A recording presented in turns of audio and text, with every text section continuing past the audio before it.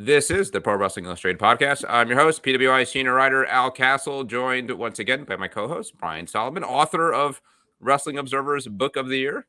That's right. Blood and Fire, the unbelievable real-life story of wrestling's original Sheik. Happy to be here, Al, as always. He's got it in his rider now that I have to introduce him that way every episode. And joining us for the first time, PWI contributing writer Scott Fishman. What's up, Scott? Good. I'm honored you guys invited me, especially, this week of all weeks. So not That's a bad it. week to start to debut. Absolutely. And it Well, is Matt a big Brock week. wasn't available. Okay. I'll take it though. Yeah. It is the biggest week of the year. I don't think that's any kind of understatement. WrestleMania is, I'm so used to saying WrestleMania is this Sunday. WrestleMania is this Saturday and Sunday, the biggest show of the year. I'm heading out as we're recording this tomorrow night to California. Going to be very jet lagged, hoping to do the Hall of Fame, SmackDown, and then WrestleMania over the weekend. And somewhere in between there, take the kids to go see, I don't know, the Hollywood sign, the Walk of Fame. I don't know what you do in California. But we're going to go through the whole card here, match by match. Some matches obviously getting more attention than others. Give some predictions. It should be fun. So, but real quick, let me tell you about the latest issue of Pro Wrestling Illustrated. It is the May 2023 issue. By the time you're watching this, we might already have the June issue out. I think it's supposed to drop this Thursday digitally, later next month, like April 18th, the print edition. So don't want to say too much about that one, but a really fun cover. Have you guys seen the cover of the next magazine? It's pretty amazing. Yeah. Yep. Yeah, a little bit of a throwback, which Kevin's great at. So that's fun. But this is, I don't know if you call it a WrestleMania preview issue. Before we know the card, it's always a little bit tough to figure out what we're going to do. But we've got a fun feature here, talking to various celebrities, wrestlers, insiders about their favorite WrestleMania moments. We've got kind of a fantasy booking WrestleMania in here and so much more. Obviously, the former Sasha Banks, Mercedes Moné, is that what she's going by? On the cover, a whole lot in here. Go to pwi-online.com and check it out. You can either pick up the one issue or subscribe for sure. That's where you get more savings. Subscribe either to the digital edition or the print edition. And you could do it all at pwi-online.com. Trying to keep the plugs short because it is WrestleMania week. And a lot to talk about, and I'm sure our coverage of WrestleMania is going to be in a future issue. But let's get into it, guys. Before we go match by match, Brian, why don't I start with you? Overview, and the show hasn't happened yet, so you can't put in historical context. But does this feel like a WrestleMania? I mean, is WWE putting its best foot forward with this show? I think so, absolutely. I mean, and I've had people have this conversation with me who are just fans who, just to bring it up, that it just is a solid card. And it actually feels like, I know we've talked in the past about mixed feelings about the 2 nights thing and all that. Is it too much and all this? I'm still on the fence on that. But I think in the time they've been doing the 2 nights, this is the first time that it really feels like, all right, there's enough great matches and storylines to go around. I really feel like it's not going to necessarily feel like, oh my God, 2 days of this. Like it feels exciting, Yeah, I really agree. I mean, I wrote down all the matches to talk about here, and I think there's like 12, maybe 11 or 12. And even like ranking them in order, even like 10 matches down, you've got John Cena, you've got Brock Lesnar. It really is a loaded card. Scott, your thoughts as an overview on this card. It's one thing also for a card to look good on paper, and sometimes in execution, it's like when you really think about match by match, it's like, well, this has got some star power, it's got some marquee power, doesn't necessarily deliver in the ring. Are you optimistic about, putting aside again marquee value, of this being a thoroughly entertaining WrestleMania?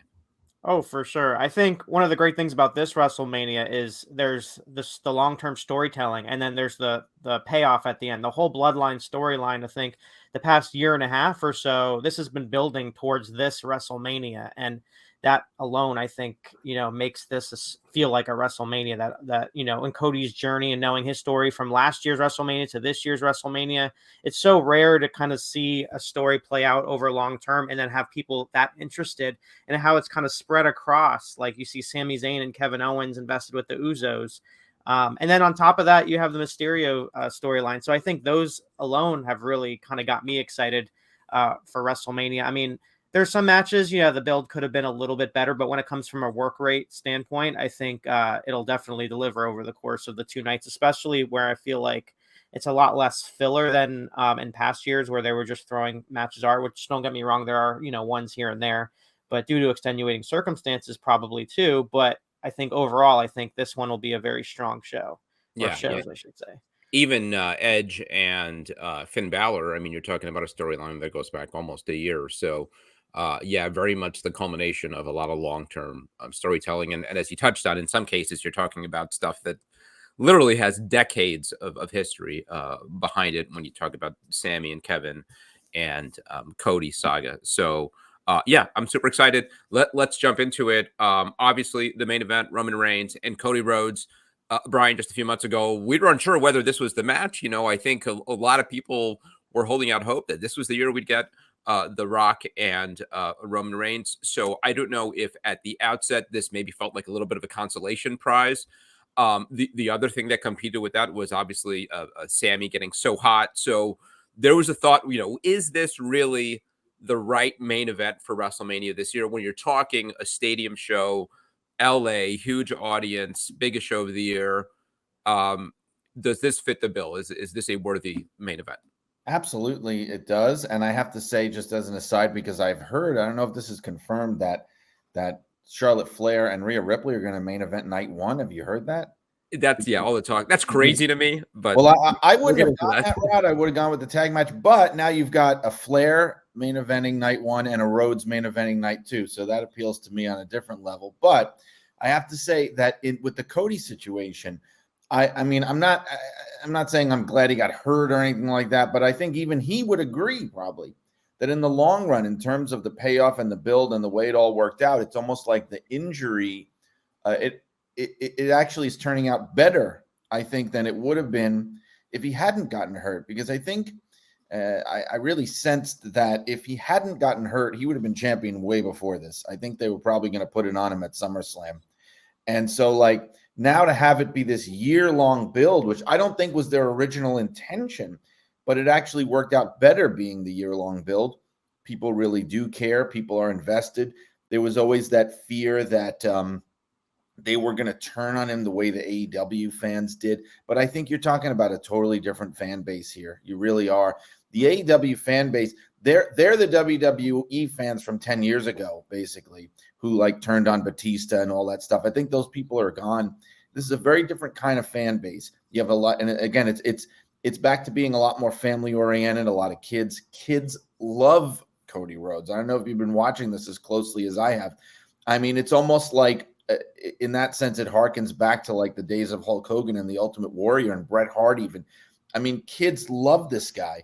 I also think it's hilarious to me because now the Rock situation, no one's even talking about it anymore. I mean, I know we're talking about it right now, but like it's really, there's no sense of disappointment, I don't think. And in a way, knowing that, to my understanding, I don't think that Paul Levesque and Dwayne Johnson are each other's favorite people exactly. I think that there's a little bit of personal pride here of Triple H saying like, hey, look what we got. We don't need you. Like putting together the best possible main event and best show that he possibly can.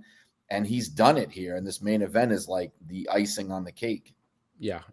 Talking about the build, Scott, Brian and I have talked about how maybe some of the timing was off. And now that we're pretty much at the end of the build, I think I stand by that. I mean, it felt like it maybe peaked a little too early. And, that initial promo that got so many people talking, which was Cody and Paul Heyman, happened before the previous pay-per-view, before this match was even official.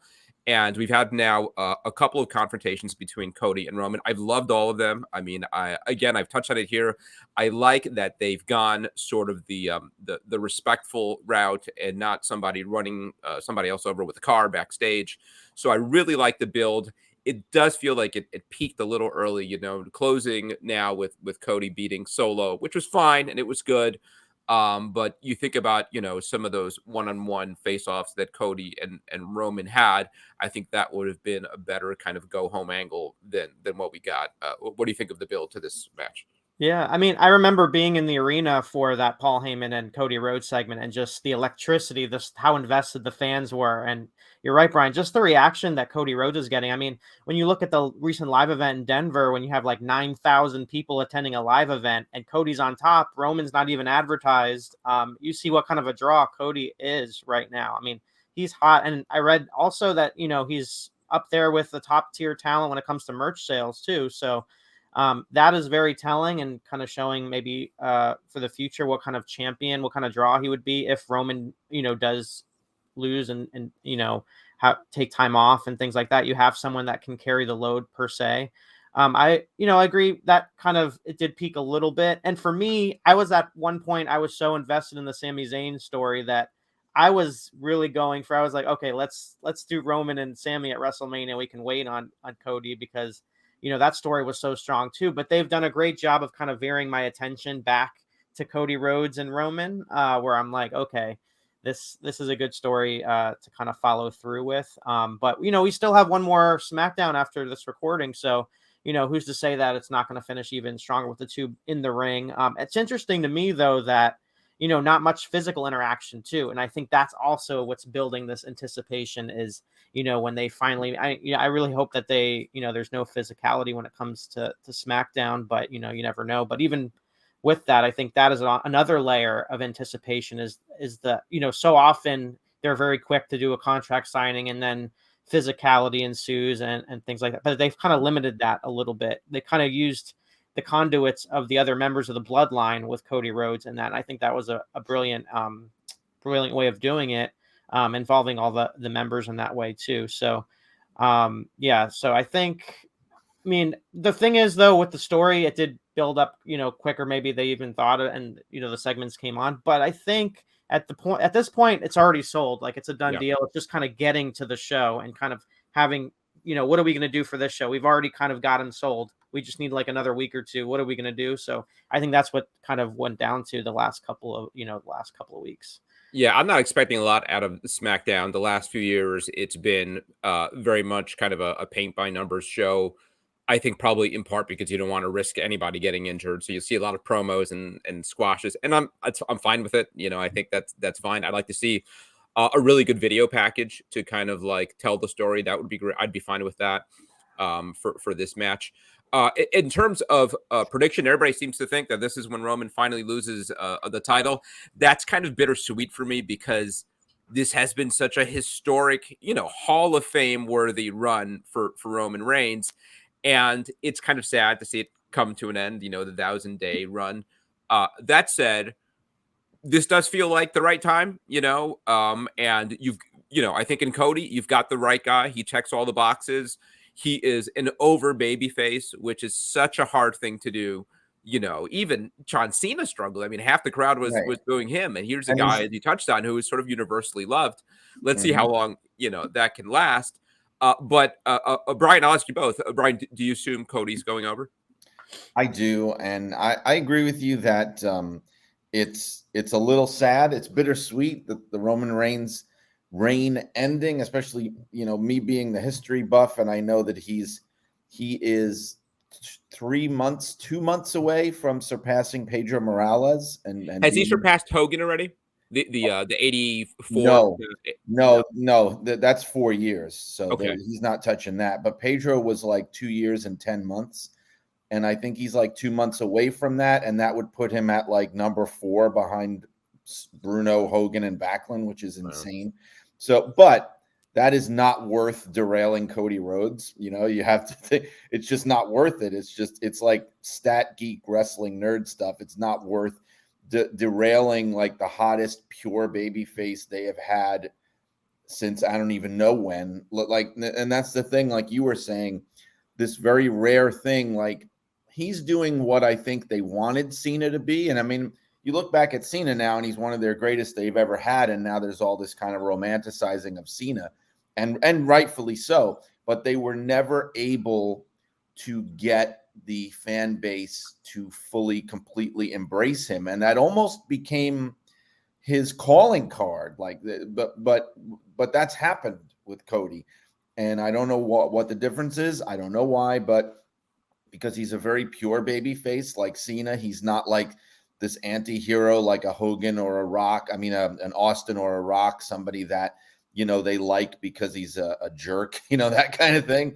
Like he's just a pure, what they would call a white meat baby face. And in 2023, with this fan base today, that's a rare thing. And I think also it speaks to how much the fan base has changed. And it's also interesting to note how, like, if you go on Twitter, for example, which I don't advise anyone to really do more than they have to, but if you go there, you get a different sense, because that's where all the smart ass snarky fans are. And that's where all the people are that can't accept, like, a pure hero like Cody. But that is not reflected in the actual human beings who watch Raw every week and buy merchandise and pay for things, and it's just not reflected. The fan base today, I think, is much more accepting of all that. They finally recovered from the Attitude Era after all these years, and I think it's a different kind of fan base, and that's benefiting Cody immensely. Yeah, I think like timing is so important. I saw an interview recently with The Undertaker with Ariel Helwani, and they were talking about Brock beating him at WrestleMania 30 to end the streak. And now whatever it is, 9 years removed, I think we could look back and say they got that timing wrong. Like in my mind, that's a whole other conversation, but that wasn't the time to end the streak, and Brock wasn't the guy. And again, people could debate it, but I feel like when you've got that hot hand, you have to cash in, and Cody is that person, right? I mean, now you've been building Roman for years, and people said it should be Drew. People said it should be Sami Zayn. Edge, Daniel Bryan. All these guys have come up short, and I think all those decisions were correct. This feels like where you kind of cash in. Scott, do you agree? I mean, is this the right time? Yeah, I mean, I liken it to, a good movie. You may know the ending, but you enjoy the journey, and it's, even though it might be predictable, it's something that you want audiences to go home happy, after the show. And I think that is the case here. I mean, the reaction that they're going to get if Roman does win, I mean, it's just going to be a mixed reaction, but I think it would kind of take the wind out of the sail of Cody Rhodes, and you can't go back. You can't put the lightning back in the bottle again.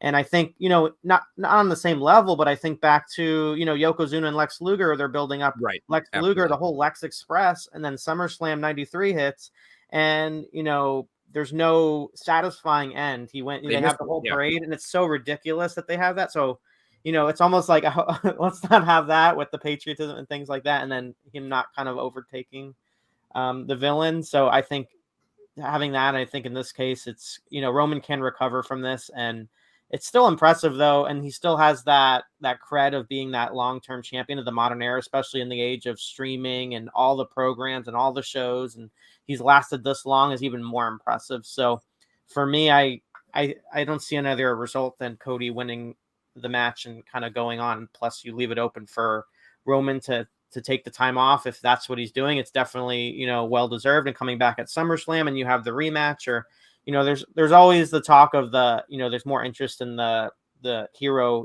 chasing the title. But I think in this case, you want to finish the story. If you're going to finish the story, then you need to, you keep saying finish the story, and you don't finish the story, then it's kind of not a good look, I think. Yeah, and I agree. I mean, I think the thing to do here is you put the title on Cody. Roman steps away for a while. You give Cody that spotlight for a while, and this might come up throughout this conversation, but I think there's a long line of really interesting challengers for Cody, and there's a lot for Roman too. To me, like, what they're clearly building is Jey Uso again, right? And I loved that program so much a couple of years ago that I'm very much interested in seeing that revisited. Maybe, I don't know if it'd be higher stakes, maybe without the title on the line, but that could be huge for Jey. Any predictions as far as, like, does Jey get involved? Is this where do we see the collapse, the end of the bloodline on Sunday? Is that maybe something that they pull the trigger on Raw on Monday night? Yeah, I can see Roman getting like frustrated with them and and then you see this implosion a little bit. And then I'm not sure where Heyman would fall into this. That's the interesting question I have.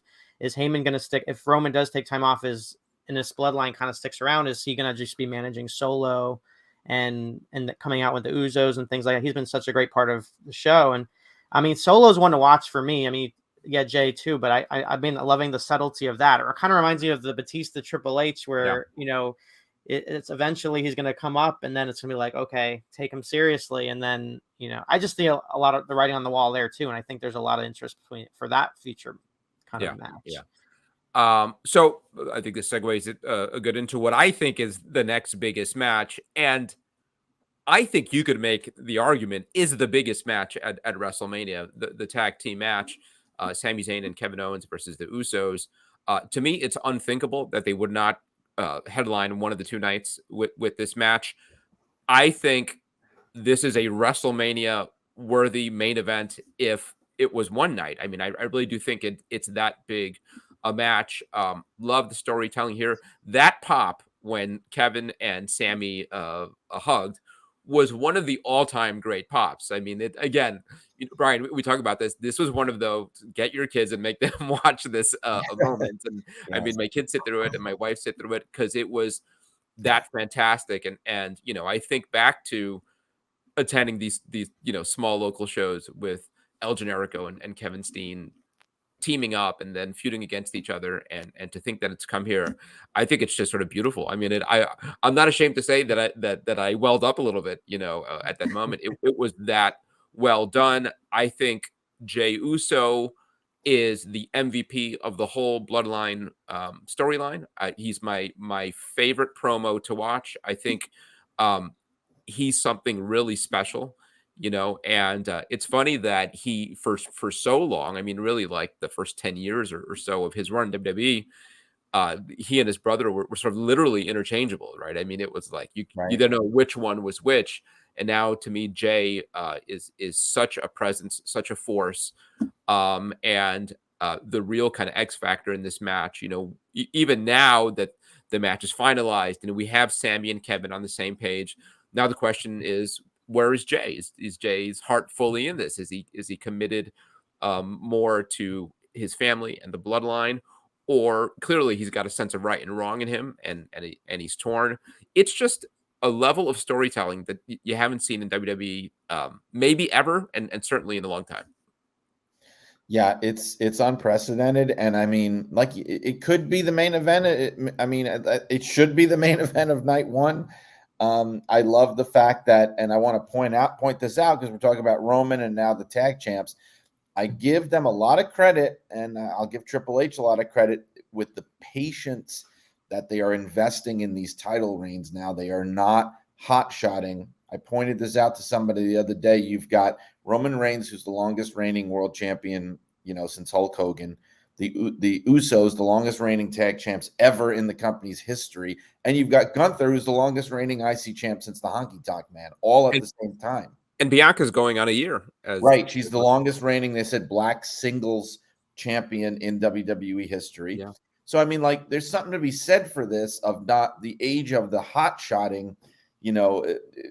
It does a lot of harm, and I think that's being recognized now, and it's working. It's not like we're looking at these people and going, God, this is boring. When are they going to title off of him? Yeah, that's not happening. And I mean, the obviously that's another title that needs to change hands at WrestleMania for that story to make any sense at all. I mean, you get these cynical people that are going like, no, man, Kevin is going to turn heel on Sammy. That's where this is going. And I'm like, that's not. Yeah. You're thinking like Long Vince Island, Russo. New York. Do not think like Vince Russo. Yeah. It's dangerous. So that, but I think that it's going to be a great payoff. I love it. Like you said, I saw them also. I was at the Manhattan Center in 2007 when they had Mitsuhara Misawa versus Kenta, and they were both on the show on the undercard along with like half the AEW and WWE rosters of today. So it's amazing to see how far they've come. It's very exciting. Yeah. Scott, do you also assume that the Usos are losing the title? I mean, I think it would go along with they built up the bloodline so much, and it's like the Roman Empire falling, and I think that kind of follows through with that. And yeah, when you guys think about the history of Kevin Owens and Sami Zayn, I even think even after Ring of Honor to NXT and their history there too. So even in WWE, so it's just amazing to see the back and forth and how there's good friends, enemies, and things, and culminating with this. Regardless of where it is on the card, I mean, it's still the pace. Hopefully, it's not like back to back with another match. It's all about how the card is laid out too. I think is very important. So hopefully, it's kind of put in a place where it can breathe and kind of get that reaction that they're looking for. But it's interesting to see, with Rhea and Charlotte as the main event of night one, if they go that route too. It's like the traditionalist is like, okay, the Royal Rumble winners should get the spotlight. So they're always like the Royal Rumble winner, so maybe a case can be made for it, but, and then you have the argument of, who has the best story, what match are people most looking forward to? So it kind of goes back and forth for me. But I'm not as kind of angry as a lot of people on social media as the placing of the match, but it would be very cool to see a tag team title match headline a WrestleMania. Yeah. Sorry, go on. I was just going to say, I mean, so many times over the years, we've seen those wrong decisions made. And sometimes it's like a close call. And you go with the world, WrestleMania 18 comes to mind, right? And Rock and Hogan go on with second to last. And then they close with Triple H and Jericho. And I was in the building and people were literally filing out the exits before the end of the match. And that was sort of like self-sabotage.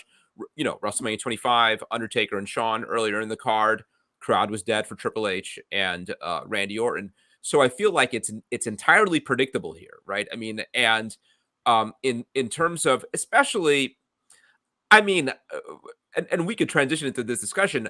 I don't see any scenario with Rhea and Charlotte, and I think they could have a really good match. And I think Rhea's a star, but that's not the kind of, regardless of who wins, I don't think that's what you send home fans with, right? I mean, if Rhea wins the title, a heel wins the title. If Charlotte retains, a kind of lukewarm babyface retains, versus potentially, that image of Sammy and Kevin, best friends, worst enemies, all those ups and downs, celebrating on the main event of WrestleMania stage with the championship. I mean, that is the ultimate WrestleMania feel good, send the fans home happy moment. They also seem to be teasing in that last Charlotte promo almost her being heel again. I mean, I don't know if that's it's all over the just place. The way I read it. It was such a strange promo. It came off as a heel. I mean, she was even yelling at the crowd for doing the Watt chant. What? Yeah.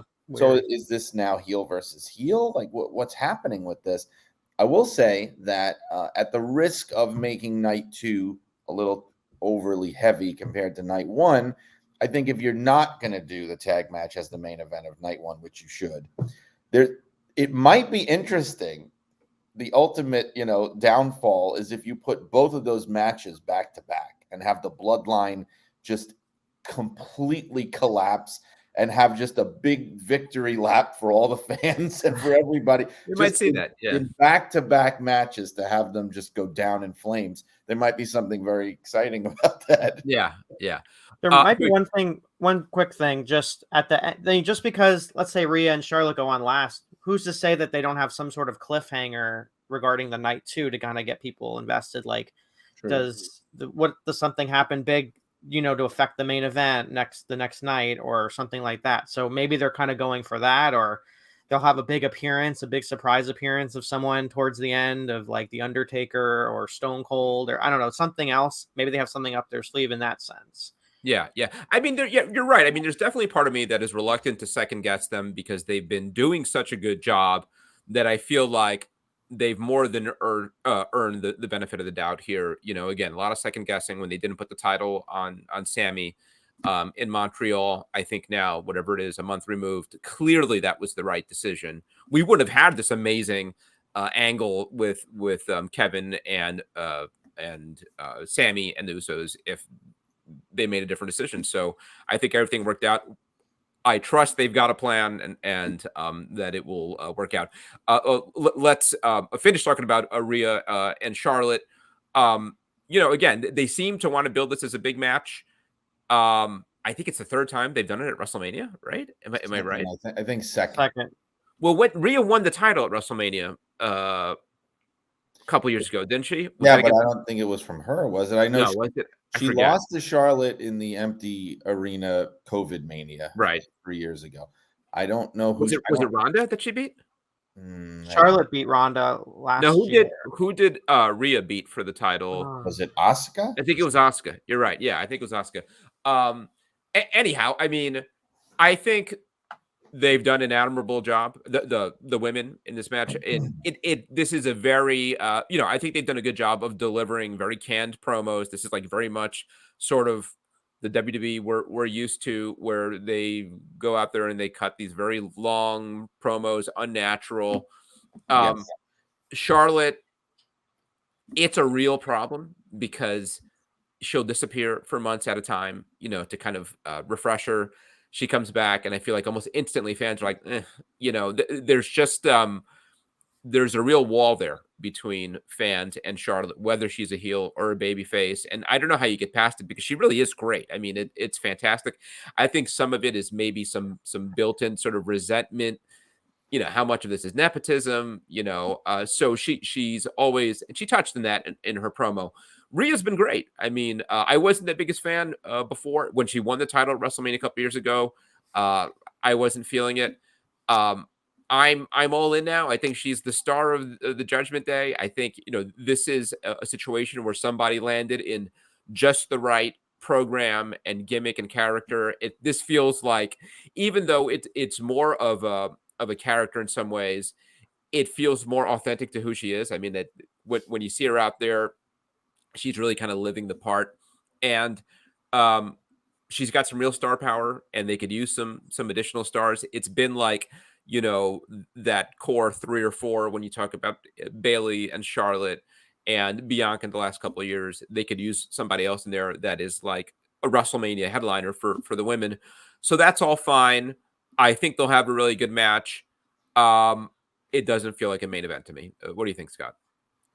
Well, so I got to talk to both of them in the last couple of weeks, and they talk about 3 years ago and just their mindset going in the story and going into that one, and how going into this one. It's interesting when like you mentioned, Charlotte just has this natural heel about her. Just when you have this overachiever, it's almost interesting because it's like the opposite with Cody, and just he has this likability right now, where Charlotte just doesn't, when it comes to like getting people, she has fans and things like, and she gets kind of the woo and the reaction and things like that, but she really she wants this run because for so long she says that because she's the heel, she can't interact with the fans and she can't hug the kids all the time and things, and now she's kind of getting that opportunity. But when she's like in the ring cutting these promos, it just doesn't connect. So it's really interesting because Charlotte outside the ring has this natural likability when you're talking to her and things like that. And you're like, oh my God, if you want to make her this fan favorite, it's too bad it doesn't transition well on television. But I agree, like, as far as the storyline built and things like that. But it's interesting with Rhea, it's like the Judgment Day could have easily just collapsed with Edge and everything, and they kept going with it. And they, it's interesting because a lot of times they'll invest in something and they'll just give up on it, after a couple weeks. But because they kept with it, and because they started believing with it and the evolution, and you're letting them, do their thing, you're seeing, the benefit of that. So I think this would be a celebration of Rhea's time and kind of passing the torch a little bit for them, which didn't happen, those 3 years, but these are different. She's in a different place now from then. So I think, again, I don't see how Charlotte winning in this case would go over well. It'll be a different, if they don't have Dominic at ringside, I see the fans just going for Rhea and turning on Charlotte in this match. So if they're looking to go in that direction, then that could happen. Yeah. The Judgment Day, in some ways, I think it has been a victim of its success, in that all the players, maybe with the exception of Damian Priest, who doesn't have a whole lot to do, they've all done such good work, and all have these, WrestleMania is evidence of that, all have these really important storylines on their own. And because of that, they're all over TV, and it gets to be a bit much. It feels like the old kind of like NWO days where every other, entrance at Nitro, what's, the NWO B team music, and it has a little bit of that vibe that, like, because again, you're talking three big programs, they take up a lot of TV time. Judgment Day does. Yeah, but I think that Rhea Ripley might wind up being kind of the success story of Judgment Day. Agree. I mean, a few years ago, she just wasn't ready. We saw Bianca and her get crowned at the same WrestleMania. Bianca excelled. Rhea did not. She flopped. And I think she is a star now. I think she was then in the making. I mean, she's got an incredible look. She can work. I think she can credibly work against men if they wanted to dabble in matches like that, like they did with China. I think she could be an exception to that. I think they need to, and I'm not saying this because I think she's a terrible promo. I don't think she's a fantastic promo. I think that her character does not need to talk a lot. Yeah. We don't need to have Rhea in there giving these soliloquies about her hopes and dreams and things. She's a monster. We don't need that. It's not like she can't ever talk, but we don't need her delivering speeches. It doesn't help her. If anything, it hurts her. And I think I agree with Scott. I think there's a really good chance that the crowd could turn her, especially if she's out there on their own. I even think maybe that might be what they're hoping for. I think she could be the kind of a turn where it's like, it's not like all of a sudden she turns on a dime and she's kissing babies and signing autographs. I think she could be the same character she is now, as long as she's not affiliated with the Judgment Day, and still be a baby face. I do think the problem that we've got with the match is, I don't think it should be the main event just because she won the Rumble. I don't agree. I don't like that idea because it stymies the creative and it kind of forces them to do things that might not make for the best overall show, But I think the match was Rhea and Bianca. They missed the boat on that. I think that was the match that should have been made. And I think if they built that up right, I think it would have been maybe more deserving of being a night one main event. But if anything, it would have at least been a more interesting build and a more interesting match. It's just like sort of like a natural fit, their parallel trajectories. And I know they're going to do it. I know they're saving it for something, but I think that this was the time to do it. I somewhat agree. I also understand, though, and maybe this is a transition to talking about Bianca's match, that in both their cases, you've got two young stars on the come up, right? And you'd be sacrificing one of them, Right. as opposed to having Charlotte make Rhea. Because I think Bianca still has room to grow. We talk about these long title reigns that are coming to an end at WrestleMania. I think the one that shouldn't is Bianca, right? I mean, I think Bianca needs to go over on Asuka clean and continue the build. Maybe the next year, and then then you pull the trigger on Rhea and Bianca. It will mean a lot more. Bianca will be on a 2-year reign. Maybe Rhea still has the title by then. And is that where you unify the titles? So when I first heard both these matches, I was kind of lukewarm on them. Neither of them felt like they have like the WrestleMania gravitas.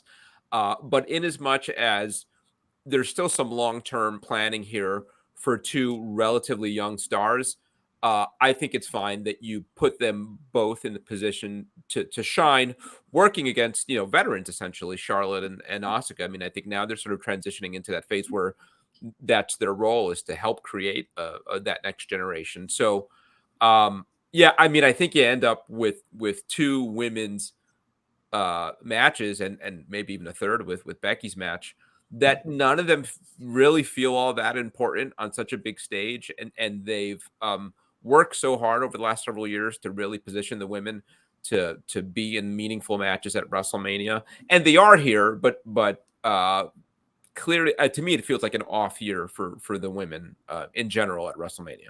Did you agree, Scott? I mean, yeah, they think there seems to be a little bit of a overall frustration with the way the women have been put on television, at least when you hear from like a Ronda Rousey and things like that, what she thought about Liv Morgan, but who knows with that. But yeah, that's unfortunate that is happening with that. I loved Bryan's idea of having Rhea Ripley and Bianca Belair with what happened at the Royal Rumble, and how excited they were, and they can go in the story with NXT and things like that. So there were so many ways they could have gone with it. But I think it just became a matter of, okay, we have the 2 women's titles. What are we going to do with them? Who's going to face who? And then, so I think that comes down to, for me, I like the idea of Roman holding both, like having the title over both brands. And I think showing that how effective that can be. And I think in this sense, it's rather than, okay, we need to have all the women on the show and we need to have, them have both title matches. What are we going to do, sort of thing? Having a more meaningful type of match. I'm of the belief of having one champion for women, men, tag team. So I think that would have also helped in this kind of situation, the level of importance, rather than putting them together just because. And I had such high hopes for Asuka at the Royal Rumble. You thought they were going to do it. So I think they could have done a lot more. I mean, the video, it just shows you though how effective video packages can do, which promos and matches and things can't leading up to it. If they kind of have continued on the way that they did those video vignettes they did on Monday, the video packages, building up Asuka, building up Bianca, and kind of using that, then kind of reverting back to the whole over the top Asuka that we saw before. So it is unfortunate for them, but years ago they weren't even on the card. So it becomes a point where, okay, at least they're on the card, but now it becomes a point of, okay, now they're on the card. They need to be doing something meaningful. Yeah. Let's talk real quick about Asuka and Bianca Belair. I think, similar to Charlotte and Rhea maybe being hamstrung a little by both being heels. This feels like a little bit in the reverse. I don't know who the heel is in this match. I mean, Bianca is beloved, and Asuka is sort of more edgy, but to me, she's still a babyface, and they've at times been aligned. It's also kind of like sort of a respectful, friendly rivalry. I think they've done a nice job, especially given that Asuka's only been in the company now 4 years or something like that, 4 or 5 years, of giving her that sort of like mythology that she is a legend, that she's the the biggest challenge ever, this giant that needs to be slain by Bianca. So I think the video packages have been well done. To me, not a squash match, but I think this is a match that Bianca needs to decisively win. Brian? Yeah, they teased Asuka a little bit going heelish with recently, where she was kind of like attacking after the match and that sort of thing. I don't know if it's how it's going to play out at WrestleMania. I initially, as we know, I thought, okay, I think Asuka needs to win this because I felt like a lot of damage was done to her in recent years compared to, she was one of the classic examples of somebody that got served up on a silver platter from NXT and ruined, in my opinion. And this is like a rehabilitation. But now I've kind of come around. I do agree that I think this is Bianca's match to win. I think she has more to lose if she loses. And I think I think they've done a fine job of building Asuka back up to the point where I don't think she necessarily needs to win this match. But I don't know if they're going to, if that's their plan to turn her or what they're planning to do, because it does feel like somewhat face versus face. But, it's an interesting match. Like I said, I would have preferred not Bayley, would have preferred Ripley against her. But under the circumstances, I think they'll put on a good show. Yeah. Scott, do you think Bianca's keeping the title? Yeah, I think if they're, like you guys said, if there's somebody that should keep the title, it's definitely her. There's no reason for her to stop her momentum in this scenario. But for me, one thing I want to see when it comes to like either a backstage segment or an entrance is, you have the Great Muta getting inducted in the Hall of Fame and Asuka does the Mist. I would love to see either him come out with her at the entrance or them having a backstage segment, just some sort of involvement. Because I mean, you got to do something. I mean, I think that would be so cool. So that's an aside, but yeah, I agree with you guys when it comes to the result of the match. Seeing them load up their little balloons backstage. Yeah. So, after here, we're outside of the real big title matches, and now we're into attractions. To me, Mysterio versus Mysterio is probably the next most intriguing match. This is something that's been talked about really since Dominic debuted as a wrestler. And when it was first discussed, I think a lot of fans, maybe myself included, thought it was kind of in bad taste. Like, how are you going to have a father wrestle a son? And it's just sort of ugly. I think this has been so well done. I've thoroughly enjoyed it. I think Dominic is great. Maybe the most like over heel in the company. I mean, everybody, fans really hate him. He's really kind of despicable. And I like the slow build that they just, they just pulled the trigger on it. I also like that they didn't do it at the Hall of Fame. There was some thought that, the big angle to do the match would be at the Hall of Fame.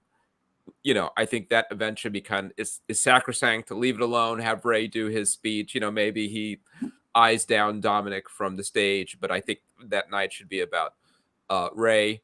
And, the angle that finally got us this match, I really liked. And it's one of these things that, you kind of remove yourself and appreciate wrestling in a different way. That it's just so funny that like you've got this situation where a kid's on TV, like mother effing his dad and and his mom telling his mom to shut up and disrespecting his sister, and then his father punches him. And backstage, Ray couldn't be prouder of Dominic, right? I mean, he's probably like beaming the proud papa over Dominic's performance and getting to punch his kid. That's this business. But I think this has been really well built. I'm really intrigued. And I would, this one's a little tougher to pick, right? Because on paper, you would think Dominic should win. He's the long-term investment. Ray is, I think he's probably pushing 50 now. That said, WrestleMania is also about, leaving those WrestleMania moments and sending fans home happy. And it'd be a real downer if, Dominic beats his dad. So, but I really feel like you can't go wrong either way, because this has just been so much fun. Especially because Ray is the first person to be inducted into the WWE Hall of Fame while still a full-time member of the active roster. That is, I was thinking happened. Edge, but Edge retired, right? Edge was retired for many years. You've had people come back, but you've never had. They always say, "Oh, we got to wait. We got to wait till the guy retires. We can't do it." Flair, technically, right? I mean, because his retirement match was the next night. Yeah, but he was retiring. The understanding was he was finishing. That's not an understanding with Ray, I don't think. I mean, it may be like sort of like an unstated thing, but it's definitely not official. And having said that, I think you can't have him go in the Hall of Fame as the only active member of the roster and then lose the next day. I think he does need to win. I admire the discipline of this build, and the fact that the temptation would have been there. And I think in years past that immediately when Dominic turned, that would have been the match. They would have gone right into it. Oh my God, I've turned on my dad. Now we're going to have this match. But instead they said, you know what? Ray is like, and I don't know how much of this was storyline or not. Ray was just like, I'm not working with my son. I'm not wrestling my son. Put me on a different show. They were on separate shows. I mean, talk about the restraint and holding back and then, authenticity. I mean, that right. Feels real. That's what a father would do. And making you want it again. When you really believe it, that Ray, it's not like the wrestling logic of like, I love you, I love you, I love you. Now I suddenly hate you and I'm going to kill you. And like, it was this very sensible, like, no, you're my son. I don't care what you do. I'm not going to like fight you. You're my son. Like, all right, yeah, you're a bad guy now. All right, I feel terrible, but I'm still not going to, I can't hit you.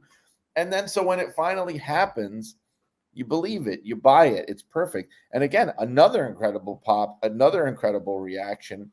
It was just like, finally, this is finally what it took. And again, great creative up and down the card. People will, whenever I praise something, God forbid, and I'll be like, oh, the Bloodline is the greatest storyline they've done in years. And people will say, oh yeah, great. What's the second greatest? As if to say like, that's the only thing they've got. And I will list them. And the Mysterios is one of those things. It's like, it's been great creative. And it's made a huge difference. Really yeah.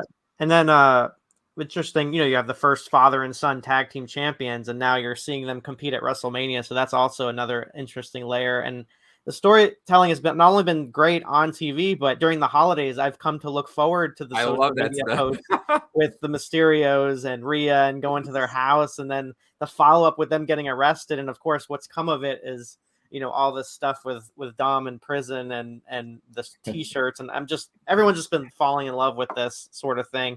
And then you think back, just last year or something, they were talking about, does Ray pass along the mask and everything like that? But an interesting part of this is, for me anyway, is you see Dominic keeping his name Dominic Mysterio, where, like, I think if you hate your dad and you hate the name and you want to be a part of it, that he would have said, you know what, I'm not a Mysterio anymore. So that's one little piece that for me that I would like to see added into this is, for him not to be called Dominic Mysterio. I've forsaken my name. I don't want to be a part of this family.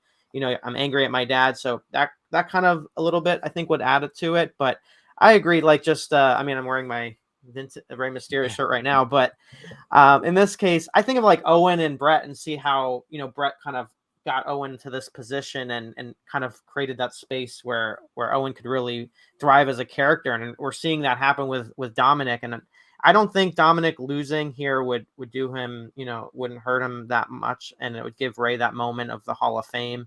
And it would also, maybe it would get him frustrated at Rhea, which you're talking about her breaking from the bloodline. And there was a little tease at the restaurant when he didn't pay and Rhea had to pay, for the dinner. And there was a little subtlety. Are they going to break up? And could this be the catalyst for that? He gets angry. It's just so many layers to this. And it's really exciting. And you're right. There's so many ways to go. But for me, I would like to see Ray kind of get that weekend, nice bow on the weekend with everything going on. Another intriguing part, I think, is how this match is worked, because, I don't think you could have Ray going after Dominic with a steel chair or trying to bloody him up or anything like that. I mean, at the end of the day, even though he agreed to this fight, I think the idea here is he wants to teach this kid a lesson. He wants to put him in his place. He wants to humble him, but not necessarily hurt him. So it'll be interesting how this match is worked, where I could certainly see Dominic trying to hurt his dad, but is Ray a little hesitant, and potentially does that cost him the match? So with all of these matches that we've talked about, they're a payoff, but they're also the first time they're doing them. So you've got a backlash and all that stuff. So that's the tricky thing, is this just chapter one of a storyline that plays out over several months, and then that maybe changes how you book this and what the finish is. Moving on and maybe move through these rest matches a little quicker. I think we're through this next match is also kind of a big one. Edge and Finn Balor, Hell in a Cell. We now know that Finn Balor is going to be the Demon. I think that's another big selling point. They made it super duper clear, right? Because I thought it was sort of funny that Finn just dropped the mention of Demon in a promo when this match was announced a couple of weeks ago, and then they did that video package, which I thought was really good, where he says Demon, then he says Demon again, then they show his face as a Demon, then they show clips of the Demon, and then they show the WrestleMania a picture of Demon Balor versus Edge, and it's like, Demon, Demon, Demon. Yes, you're going to get him. And that's a really intriguing thing to me. I interviewed Finn a month ago, and I asked him, could the Demon character work as a heel? Because it's such an over babyface character, and clearly he had given it some thought, and he said that there is a way. The circumstances have to be just right. Clearly, this is what he was thinking. It'll be interesting to see, how the Demon works as a heel, because Balor in this character has to be a little bit of a chicken, and that doesn't really work with the Demon character. Also intriguing, I just saw an interview with Edge where he's got some big ideas for this match, and it is Hell in a Cell and it's WrestleMania, so clearly they're going to plan some big crazy spot. I don't know what it is. I gotta say, Edge has been very hit or miss at WrestleMania the last few years. I think sometimes maybe he kind of gets his own head, and he, remember him and Randy Orton in his big comeback match was just kind of a disaster. Yes. But even last year with AJ, a letdown. So I think, like, again, maybe gets in his head, kind of overthinks it, and the execution doesn't quite work out. So, but I think it's a good match. I think Finn's great. I think Edge is great. Intrigued by Hell in a Cell, intrigued by Demon. I'm here for it. Yeah, I agree, and I think that the thing about the I was going to say the Fiend, got perished the thought in my mind. The thing about the Demon is I'm sure that he's got a plan. I'm sure they all do. It's going to be interesting to me to see how you play that out as a heel character. I mean, I don't know if the way to go is to have him be the kind of cowardly heel. I think it has to be more like the monster heel of just like, you know, oh my God, Edge, what have you unleashed? Like, but not in the sense of where when he was a face, where it would be the heel and you'd be excited. It would be like, oh my God, how is Edge going to get out of this? Like he's really taken it too far. I do think it also falls in line, thankfully, with what Triple H was saying about, he had said in the past, like things like Hell in the Cell, for example, rather than just have a pay-per-view where it's like, yeah, we're doing Hell in the Cell matches because it's Hell in the Cell. Anybody want to be in Hell in the Cell? Yeah. You know, it's more like it makes sense and you bring it out at WrestleMania. I think that's a great idea. I think this is the proper use of a Hell in a Cell match. I think it's perfect. I hope that it's better than the Randy Orton Edge match from WrestleMania a few years ago, certainly. But I think it actually makes sense and it fits the storyline. And it's it's actually, it doesn't feel forced, you know? Yeah. Scott, what do you think about this match? And who do you think is going to win this match? So, there's all this talk about if Edge is going to come out with Gangrel and if AEW gave Christian permission to come out with the Brood. So having the Brood come out and with the Judgment Day, I think would be an incredible visual. But aside from that, when it comes to Edge going on, I think there's more to gain with Finn. I mean, I know there was talk about going with Finn, getting, Triple H has been such a big fan of Finn Balor, and, it's been start and stop with him ever since he even came on the main roster all those years ago. So if they are moving forward with the team, this would be kind of a way to kind of cement that going forward. I mean, Edge obviously doesn't need to win here. So I'm thinking of that. But when you talk about the overall Hell in a Cell and the visual of that, I think that'll be a really interesting. I mean, we've had both sides of the spectrum when it comes to Hell in a Cell. We had the Undertaker and Boss Man, and then, Shane McMahon. So there's so many, things with Braun, but so the bar isn't that high when it comes to Hell in a Cell matches at a WrestleMania for the most part. But yeah, but I can see I'd like to see Finn go over in this case. Yeah, I think that's the right call too. And again, thinking ahead of Cody as champion and potential programs, Finn Balor is one that I think that would work really well. The Bullet Club history and all that there. So I think it's a good idea to keep Finn strong coming out of WrestleMania. Yeah. The women's six woman match. Again, kind of an odd one, Becky Lynch, one of your biggest stars in the whole company, sort of hidden in a 6-person a tag match. I kind of don't get it. I think I get, wanting Lita and Trish out there and the attraction of these former women stars. I don't know why you couldn't just do Lita and Trish versus some combination of Damage Control. To me, Becky is going to be one of 6 people in the match at any given time. It just seems like kind of a waste. The storyline, the build, it just never sort of felt fully formed. Trish kind of got in the storyline late, and I just don't love this. I'm not a huge fan. It feels like it may be the Becky Lynch Bailey Damage Control program on one hand feels like it's overstayed its welcome, and it also sort of feels like it never really got off the ground. I mean, I don't know that like we ever had that real big match. I know they worked against each other, but this just feels kind of like a failure at launch, and I'm just not feeling this match. And they, Becky cut that promo on Raw, which it felt like one of those like AEW, those promos you hear in AEW where it's like a little bit too much of a shoot to the point where it actually feels like it hurts the people instead of Yeah. helping, because what she said is that's a shoot. I mean, they've done nothing. The Damage Control faction, they came out hot at SummerSlam, and just it's been the same crap, like she said in the promo, over and over again. That's what it feels like anyway. And I think that's what's holding this match back. I like the idea of having, the whole legends coming back. It fits the WrestleMania theme, the feel good thing of Lita and Trish in a match. That's cool. And I almost feel like it's a good idea to not have that match.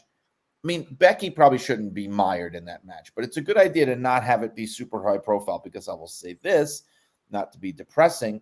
I love Lita. I love Trish. I think they were both incredible as talents. I also have to say that, being people who are about 15 years removed now, Yeah. I really question how much of this audience cares.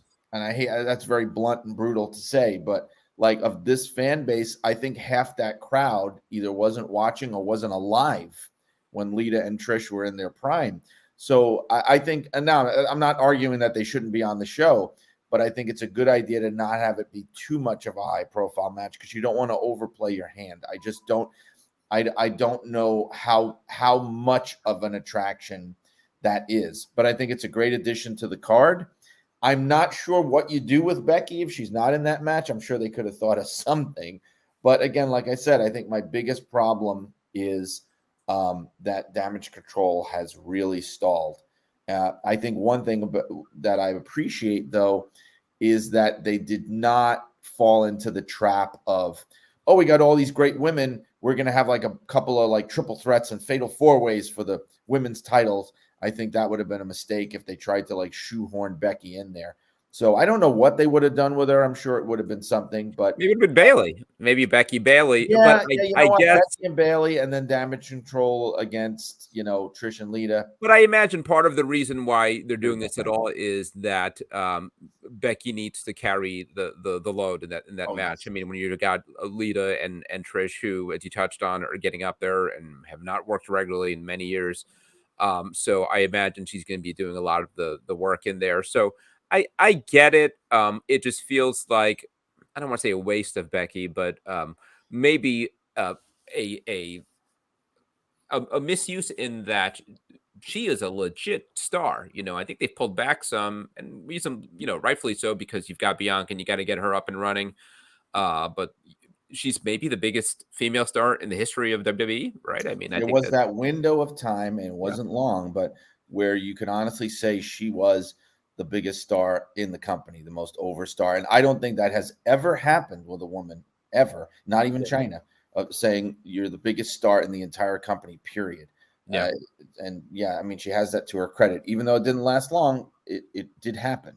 Yeah. Scott, what do you think about this match? Well, I think the whole Becky and Bailey story should have ended with that cage match that they built up for so long, and it got redone after, people were so irate about them not getting enough time.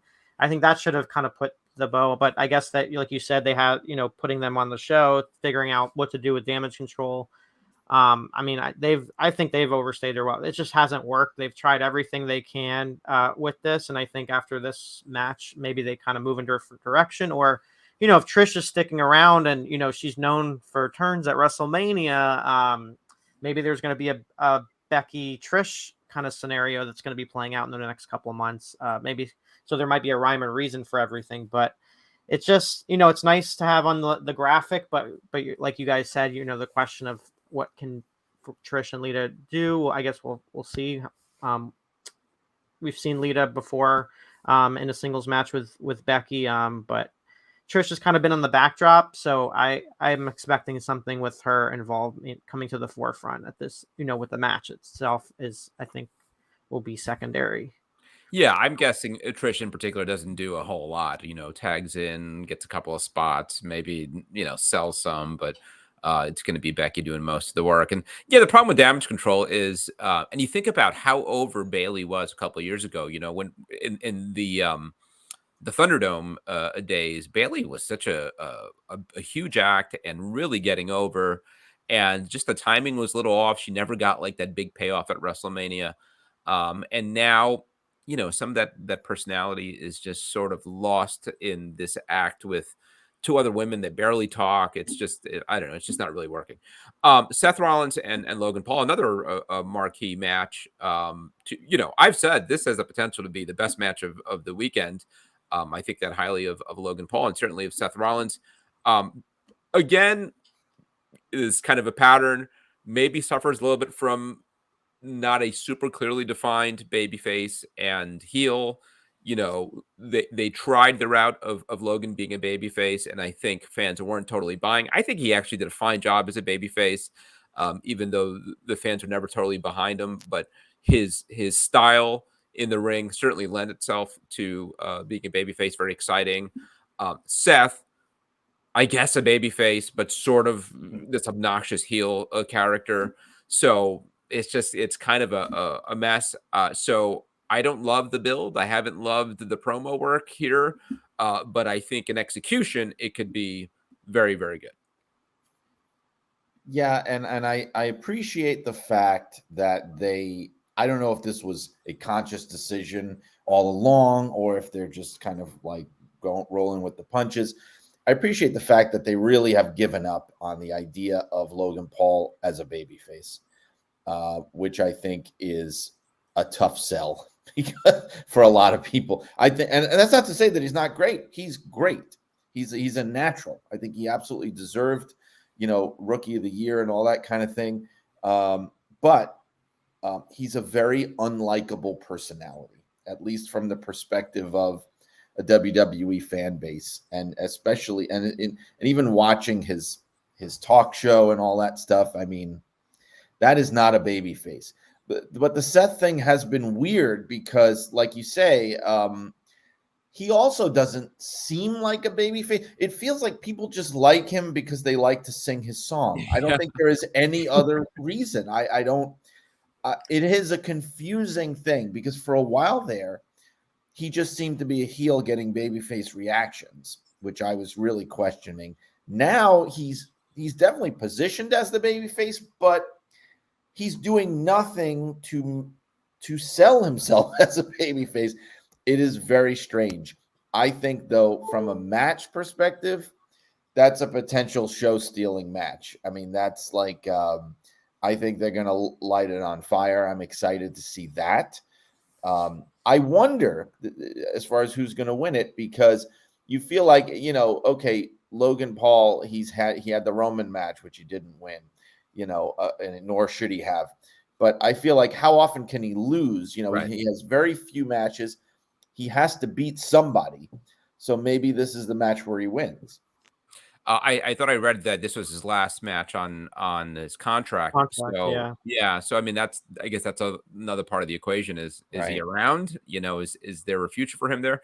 Here, is this the end for him? In which case, maybe it makes more sense for him to lose rather than Seth take a loss and then Seth potentially be moved into a contender position with Cody. That's so who knows? But yeah, I think both of them were going to have something to prove. Seth is maybe the best worker in the company, and Logan's just been terrific, a natural. And it's his birthday. He wanted John Cena, so he got Seth Rollins. I think he's going to be super motivated to kind of like prove to everybody that he is that good. One thing really bothered me, and I don't want to go off on a whole anti-Logan Paul rant, but watching, I don't know if you guys have seen, him talking about it on his show, the match and everything, and Seth and Cena, and then Seth Rollins. I don't know how much of this is a work when he's on there with his buddies on there. The only one I know is his brother, but he's got his whole crew on there, and they're talking about Seth Rollins when it initially happened, and the idea of like not really knowing who he was. And I don't know if that's the route you want to go, because it came across again as a shoot. Like these were a bunch of very huge mainstream celebrities, meaning the Paul brothers, just sort of saying, I don't even know who this guy is, but they want me to wrestle him. And it burns me up because it's like they're paying him obscene amounts of money. He's, coming in to this business. These people are working their asses off. And if that's part of the build, that's one thing. but it didn't seem that way. And it just seems like, again, WWE like bending over backwards to kiss the ass of celebrities that don't really care about them. And I don't think that's necessarily true with Logan Paul, because he's put in a lot of work and he's shown a great work ethic and seriousness and dedication. But when he's talking like that on his show, and it's not just him and everybody talking that way, to me, it's just a bad look, and it comes off as really heelish, not in a good way, in like a get this guy off my TV kind of way. Yeah. Scott, do you have high hopes for this match? I mean, yeah, the match itself, I think, will be, both of them have proven to be great athletes, and, you're going to see some big spots and things like that. But, I agree with you. It's interesting because he has such respect for the business. He talks about having so much respect. He obviously put the work in for these matches, working with Shawn Michaels and others and shaking hands and things like that. And I've gotten, reactions from wrestlers talking about him, how he carries himself backstage, and then he's on the show. It's almost like he's trying to play the character role of what he's falling through, but you're like you're saying, he's kind of missing the mark in that sense, kind of portraying it as, oh, it's, just something I'm doing, as a hobby. Like one of the other people that were on the show was talking about, oh, they were going to get signed. And, if there's a some sort of, I get canceled or some sort of scandal, then I can fall back on wrestling. I know. And that kind of was disrespectful in a lot of ways. But as far as the match itself, I think it's direction of, if he's staying on with us, I mean, maybe he defeats Seth and it's like a really underhanded way. And then he'll use that to kind of really irritate Seth that he lost to Logan Paul. But if he's not sticking around, then I would think Seth gets the win here. And just him, him sitting there on the show. And look, I know I'm harping on the show, but it's seen by millions of people. Probably more people watch that show than watch Raw. And to have him sitting there and explaining to his cohorts like why Seth Rollins is important and a big deal, it just came across as so condescending and cringeworthy and burying the guy. It's like this backhanded compliment of like, no, guys, listen. He's really good. Like they say, he has really great matches and stuff. Like he's really, it buried him, and it bothered me. It just did. Yeah, no, I hear you. Okay, let's try to get through these last few matches a little quicker. Sorry, no, it's fine. Brock and Omos, I don't think anybody was thrilled when this was announced. I think they've done a fine job of building it up. I mean, really kind of selling it on these big two giant behemoths. If anything, one, Brock's looks kind of small, when they do like that tail of the tape kind of thing. Brock's not all that tall for a wrestler. He's just sort of massive. And Omos really, I mean, I think they're doing a good job of driving home that he's, bigger than Andre, bigger than Big Show, not necessarily better than those guys. So, given that this seemed to be kind of thrown together in 11th hour, I think it's a fine build. It's got to be fast, right? I mean, you got to do this in 3 minutes. And I don't know what you do here. I mean, Brock's getting up there. I think they kind of got what they're going to get out of Brock. Omos is the project. So it would stand to reason that Omos goes over here. What do you think, Brian? Although it makes me hesitate, because knowing the way that they build these things up, though, doesn't always work this way. The way they left off with Brock being like really given pause, like, oh my God, wow, this guy is, I don't know, the way that he drove him out of the ring and threw the scale at him, and Brock couldn't even stay in the ring with him. And he actually looked like not scared, but concerned. That makes me think Brock's going to win, the way that it usually plays out. But yeah, I mean, I don't know. I think it's good that people always complain about it, and I've always been a Brock supporter, but people always complain about him constantly being in the mix and at the top and constantly. And even I have to say, yeah, this is the time to sort of pull back a little with him. I think he was probably their biggest guy, honestly, when all is said and done, for the pre-Roman Reigns era, between Cena and him. But I think this is the time he's right where he needs to be. I think again, in keeping with WrestleMania, I think he should probably win. I think you want to have that reaction of him overcoming the giant. I think that's what you want to have for WrestleMania. Yeah, and again, thinking ahead to who does Cody work with? Brock is a name. That's a SummerSlam main Right. event I right don't there. want to see If him they work want with to do it. Omos. Like, I'd rather see Yeah, him work with Brock, yeah, you know? yeah. How about you, Scott? I mean, if they're really committed to Amos, then this would be a moment they can build. I mean, they were building him up, and then he lost to Lashley, so Yep. this could be an Enter Braun opportunity. Strowman. Yeah. So this could be a way for them to really cement him if they're really serious about it, and especially there's always talk of Brock being on his way out, which they always are talking about. Like there's always, oh, is this the end or whatever? Is he saying goodbye to everyone backstage? But I don't like, again, if you're gonna build him up, I think it wouldn't hurt Brock in this case if they have the shocker where Amos gets the win here. Yeah, yeah. Austin Theory and John Cena. It's crazy. John Cena, one of the biggest stars in the history of the company, and I'd say pretty low down on the card. I mean, this does not have like the marquee feel of some of these other matches.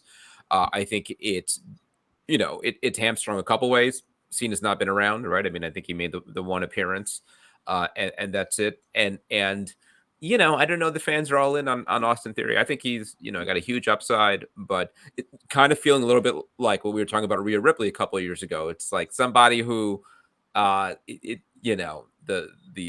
turkey is not quite ready yet, in the oven. He still has some cooking to do. So because of that, I don't think this feels as important as maybe they hoped it would feel when the return of a former star at WrestleMania is supposed to be a big deal. This is the spot that Hulk Hogan had for years, or Triple H, or those types, The Rock. Now it's Cena, and it's the U.S. title. I think again when you look at this lineup, I'd say certainly the lower half of the card, and the build hasn't been great. Another one where I'm not sure what you do with it. In as much as Cena's not around, I don't know that you put the U.S. title on him, but it also sort of feels like Cena needs to win a match. It's been a while, and I think like if you want to drive home that point, the greatest of all time, you need to kind of remind fans why that is. So I could go either way here, but I assume that Theory will win this match. Well, Cena killed him in that promo. I mean, Yeah. again, you want to talk about burying somebody 6 feet under. I mean, he again, very close to home, because we can sit at home and go, yeah, this guy's not ready, and this guy, like, nobody cares about him and all this, and he's just not quite ready. It's another thing to have Cena saying it in a storyline when the guy is standing there holding the United States Championship. So if he's not ready, how the hell is he the United States champion? Yeah. From a fan point of view. They killed him. And I think the only way to go with this is Theory has to win. He has to prove Cena wrong. Unless you could do a match where he gives him a lot, really tests him, shows him that he's legit, but doesn't win. Yeah, but then he's just proving him right. Like, yeah, you're right, I wasn't quite ready yet. And then he's really dead. And I mean, like, I think that will really harm him, unless that's their intention, which I don't know. You wouldn't put it past them. But Cena, I mean, does Cena need to be the United States champion? He's not even going to be around. Maybe they do the thing of like, where he wins on some kind of technicality. I don't know, where it's like he wins, but he doesn't win the belt. I don't know. But I think you got to be very careful, because unless you want to marginalize Theory, which, like I said, is not out of the question, I think he's got to win. Yeah. Do you assume that too, Scott? Yeah, I mean, I don't see with Cena. I mean, with his schedule and everything, I don't see him holding the title. So there's no other route around it. It's just a question of how do you get there. Is it going to be a decisive win? Is it going to be an underhanded win where Cena's like impressed with him, like, oh, okay, or is it going to be a point where, okay, you earned my respect, sort of thing? But then, what does that do for Theory as the heel? So it'll be interesting to see how they get there. But I can't see Theory losing here. The only thing you could do, and again, I wouldn't do this, but if they wanted to go the route of where Theory takes it so far, he's so incensed and he's so intent on proving himself worthy and so angry at Cena that he winds up like getting disqualified. Getting disqualified and really like hurting Cena badly in some way, and like Cena wins the match on the DQ, but doesn't, I don't know. I just think that's a muddy way to do it, but it's an option, I guess. Yeah. The Intercontinental title, I think it's the first time in a while we've got it defended at WrestleMania. And it's a hell of a match. I think Gunther, Sheamus, and Drew McIntyre, I think is going to be a lot of fun. I love the chemistry between these three guys. I think you're going to see some really stiff punches and chops. So yeah, again, it shows you the depth of this card. This is pretty low on the card, and I think this is going to be a hell of a match. Again, I think common sense would dictate that Gunther wins. I could see it going to Sheamus. Sheamus has kind of been the feel-good story since going on that run with Clash at the Castle where he looked so good. I could see them giving him his moment here and put the title on him. Gunther could get it back. Yeah, I think it's interesting that in the storyline that you've got Gunther complaining about the match being a triple threat, which makes sense for his, wrestling purist character, that he thinks that it sullies the belt and sullies the title to be defending it in this way. And yet, ironically, from somebody who generally doesn't like triple threats, this is probably one of the most appealing triple threats I can remember, where it feels right for the story, and it actually feels like it's going to deliver a great match. I think that's kind of funny, but I think it gives them something to do. Drew is sort of like, we know that he's not where he used to be, so it puts him in something relevant. We know that Sheamus and Gunther could deliver because they have, and so I think it's going to be great. I'm not even totally sure that he loses it here. I don't know. Yeah. How about you, Scott? I mean, considering everything and what happened last year, I would love to see Sheamus get that moment. The fans were so connected with him last year and the match that he had with Gunther. So I think it would be really cool to see Sheamus kind of take the title and kind of have that moment with the fans once again. I mean, when you look at the accolades of Sheamus, though, it's pretty incredible of what he's accomplished in 10 years plus. He's virtually done it all, but he's kind of found a way to kind of become this renewed sense of energy, and the fans that really kind of bought into that. So I think that would kind of build up even more if he got that title, and then him and Gunther kind of continue their course moving forward. Yeah. But Gunther might be moving on to, higher things. There's another opponent for Cody there, too. Right. Absolutely. Yeah. That's a natural opponent. Yeah. So last two matches officially on the card are these showcase matches, 4 team matches, one for the women, one for the men. I don't know that we'd spend much time on them. And anything stand out? Is there anybody here who I guess the story of these two matches collectively is Ronda Rousey, who was one of the biggest stars in the company. Brian, you and I talked about, where is Ronda on this WrestleMania build? We now know that she has a broken arm. So I think it makes sense. It's fine that she gets to work WrestleMania. You could protect her. Probably doesn't have to do very much if she even tags in at all. No real stakes in either of these matches. I would have liked to have seen the women's tag team title defended in this match. They're not doing anything with it in the other 6 person match, and the men's tag team title. It just seems like a way to get some guys on the show. I imagine one of the priorities here is going to be protecting Montez Ford, who they seem to have some plans for as a singles. But otherwise, it's a way to get some guys on the show and girls. Gals. Yeah, and I don't. That's what it is. And so I was sort of relieved in a way when I saw things like the Battle Royal getting moved off the show and like the not doing the 24/7 title and all these kind of things, because I think they need to resist the urge to do this thing where like everybody's got to be on the show. And it's better than it used to be. But again, this is sort of, a concession to that. It's like, well, do we need these matches? I say no. I don't think we need either one of them. And in fact, if anything, it's filler, and it could have been either completely taken off or turned into a couple of interesting tag team matches or singles matches between some of these participants instead of doing this. It serves nobody. It helps nobody. It's just a way to get them paid, which I'm not going to begrudge them. But from the point of view of the viewer, it's just like, why do we need these matches here? Especially when you've got 2 nights, it just feels like people look at matches like these and go like, well, can we just have one night and have the matches be more important. I just think they're unnecessary. Honestly. I'm not convinced that maybe one or both of these don't end up on Friday night at SmackDown. I mean, they need something to flesh that show out. And I know they haven't been doing matches on the pre-show anymore lately, Right. but it might be Right. again because it's WrestleMania.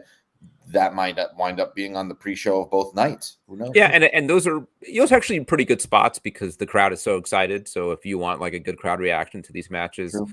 I don't see Ronda though being on a pre-show or a SmackDown. You're paying Ronda all of the money. She's going to be on the main show, I think. No, that's a good point. Yeah. But I'm on team complaint department. I want to see them win. Yeah, I like the act too. Yeah. So I think there's team. I'm on team tough enough here. They're the late additions to the card. So I would love to see the reaction if they actually win. And then I'm all for the Viking Raiders. I think they have such a cool presentation. I think I would love for them to. I don't know that I've ever disagreed with somebody more on this podcast. They're just amazing in the. I mean, they're incredible in the ring. So and they haven't gotten their chance. And I think Chad Gable and Otis should kind of go their separate ways and kind of nobody's getting. That's the thing. Nobody's getting a chance in these matches. There are people in there who deserve a little bit more, and there are people in there who don't probably even deserve to be on the show. But and mixing it all up like this, like I said, it just helps nobody. It does. It helps. These matches do nothing for anybody. They just take time. I very much not a fan of the Viking Raiders. It just doesn't work. I agree with Scott. Work for me, bro. Really? Other way. Yeah. Well, maybe I'm on my own here, but I'm not a fan at all at the act.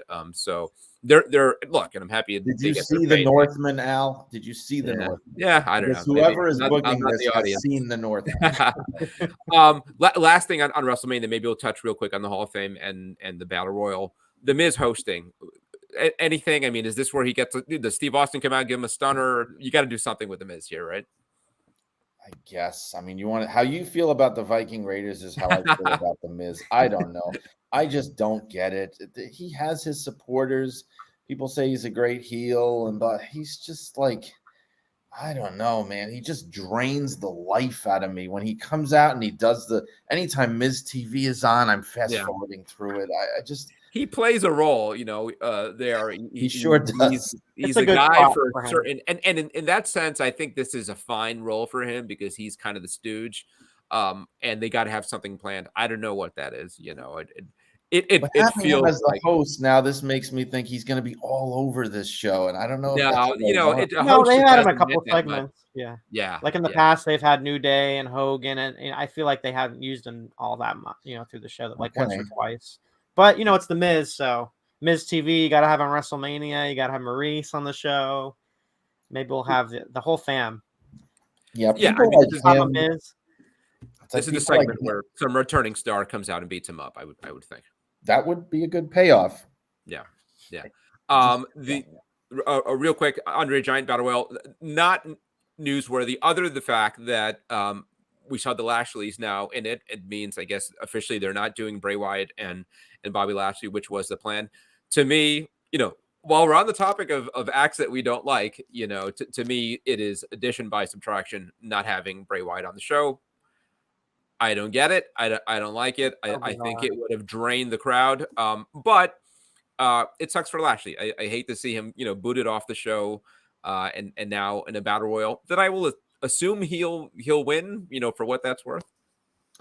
Again, and it falls in line with the curse of Bray Wyatt. And I know everybody got all excited when he came back, and it was a moment. It was cool.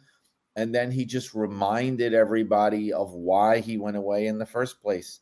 And I didn't want to think that way. We talked about it. It was like a slow motion car wreck week to week, me and you, Al, talking about it. And I think, look what it's done. Again, Lashley is worse off. And he's not even working with him anymore, and he's still worse off. And Lesnar dodged a bullet here. He was very smart. Clearly what he said was, I'm not doing this. I'm not working with this whole thing. I'm not doing it. Forget it. And look, it's very telling now. He's nowhere to be seen. And I don't know if you saw this, and again, I don't know if there's a connection, but it's easy to be drawn. Very recently, there was one of the members of the creative writing team was let go. And he was a guy who had in the past been heavily involved with Bray Wyatt stuff. So it might be sort of like a come to Jesus moment of like, this is not working and this Yeah. whole thing is not working at all. It's cool for a certain segment of fans, but I don't know if that's translating or worth it in the bigger picture. What I'm mindful of in being too harsh on Bray is that he's been out there in the past, I think, talking about some mental health challenges and emotional issues. I don't know how much some of that is tied to this. You know, he might be going through a rough time. So certainly my sympathies with him. All that said, I don't think he makes for good TV. A lot of people disagree with me. You know, you see them on social media. He certainly has his following. But yeah, there's a track record now, a proven track record. And I don't know what's behind this. But yeah, it's kind of a mess, Scott. Yeah, I mean, it's really disappointing because when he came back, he had such hopes and reaction, and then they had the Mountain Dew match, and it seems like everybody he's been working with hasn't really benefited. LA Knight is another one, and I'm like, Yeah. they got to do something with him at WrestleMania, maybe with The Miz. I think he could be a major star. He really has it. He could win the Battle Royal. He's the kind of guy you could have win the Battle Royal, for whatever that's worth. But they have him beating Rey Mysterio was a good step in the right direction. So maybe he wins the Battle Royal, or I feel like there's something with The Miz, or there's something that they should do. Like we're talking about Bray Wyatt, but LA Knight is definitely someone that I think they need to turn their attention to a little bit more. And then whatever's going on backstage with Bray Wyatt, it's kind of a weird dynamic, and we don't really understand it because we're just the audience and we're just seeing what's on TV. And the starts and stops isn't doing him any favors either. So, try something else, or I'm not sure. But yeah, definitely with LA Knight, though, I think should kind of move forward. And then with Lashley, it's like, it is interesting. I feel bad for him because, he had that match build and he's done such a great job. He should be on WrestleMania. But, this is all happening, and you got to go with the roll with the punches here. So yeah, I don't know. Maybe that's one triple threat too many. But could you plug them in with Brock and Amos? I mean, it would have made for a better match. You'd have two guys who could work in there, and it would sort of help build sell the the story. idea. These are these giant, guys. But it's fine. The last thing, Hall of Fame also Friday night. They, I think, thankfully gotten smaller classes in the last couple of years. Rey Mysterio, we talked about, certainly worthy in any Hall of Fame by any standard.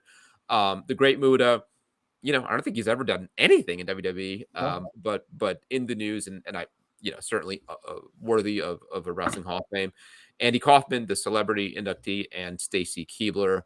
And I guess there's talk of a referee getting the Warrior Award. I don't know who that would be. They haven't announced anybody. I know the Hebners have been pushing for induction. I interviewed Brian Hebner here a few weeks ago, and he was making the case for the family essentially going in, his uncle and his dad. But it could be Tim White. It could be, I think it might be great to put Michael Chioda in the Hall of Fame. Any thoughts on the Hall of Fame? I think the one thing that stands out, that most stands out, is for all the groaning about the celebrity wing, I think this is by far the best use of the celebrity wing. Somebody, meaning Andy Kaufman, somebody who really contributed and isn't just going in because, hey, he was on an episode of Raw once. Right. I love William Shatner, but give me a break. Yeah. This is somebody that feels like, this is somebody who's important to wrestling. He was, but not WWE. But that doesn't matter anymore, because somebody said this too, and I'm like, look, all bets are off. I remember for the first person, it was Harley Race when they inducted Harley Race in 04 or 03. They were not inducting Harley Race because he was the king of wrestling for 2 years. They were inducting him because he was Harley Race, the 8-time world heavyweight champion. Once they started doing that, you knew that they were embracing this idea of, we own all of wrestling now. We are wrestling history, and I'm fully on board, because otherwise Muta doesn't go in either. I mean, that's just it. I mean, it's a very kind of non-WWE centric class. I wonder if Vince was still running the show, we'd have it this much. And I even thought, usually the formula includes a tag team, and we don't have one this year. And I thought, like, who that tag team would be, and I thought, well, they haven't done Midnight Express yet. But then it really becomes Well, the Rock and Roll Express is in. The Midnight Express absolutely should be in. Sure. Rock and Roll Express is in. They inducted Gorgeous George. He didn't even WWE didn't even exist when he was wrestling. They inducted the Sheik.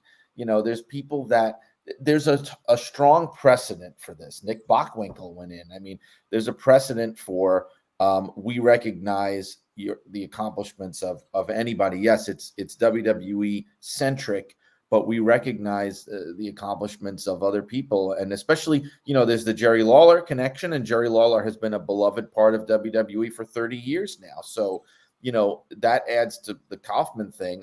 Muda is definitely out of left field, but again, if that's the route they're taking of embracing all of wrestling, then absolutely it's a very cool thing to do. The